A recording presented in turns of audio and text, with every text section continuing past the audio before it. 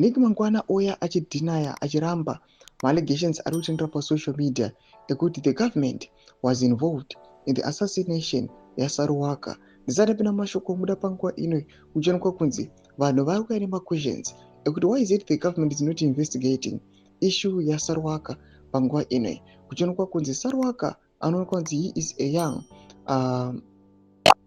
activist aifighta kuside kwaBob Shogeza panguva inoi vachikola out for the resignation yemutungamiri wenyika, panguva inoi achitsakatika aiwa achiassassinatwa chinhu chauya chikasiririsa gare nyika yeZimbabwe pamwechete nekurwadza. Saka pina mashoko mudanyoka panguva inoi ndobva subscribe like on the bell icon. Tibira munawo mabuda nyika muchinzi.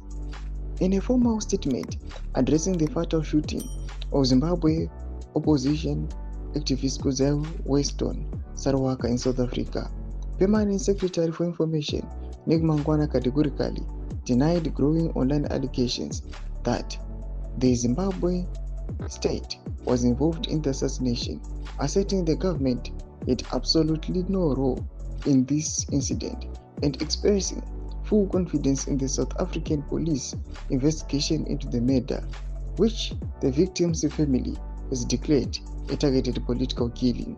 Ndo mashoko anobuda panguva inoi aiwa achitiko charwadza veruzhinji. Panguva inoi tiona Permanent Secretary vachidefenda the state vachiti tanga tisiri involved, let the South African government ive involved muma investigations vachiona kuti the situation leading to his assassination yanga yakamira sei. Ndo mamiriro zvakaita mhuri yeZimbabwe panguva ino tichiona kuti ma-2030 lieutenants they are falling one by one, but izvi zviri kunzi zvasiya the only one person aiwa ari weekend VP Constantino Chiwenga anoonekwa kunzi day and night he is calling for accountability, he is trying to stop zvigaranda, but panguva ino tichiona kuti matop lieutenants ake achifa ameno zvichapirawo sei.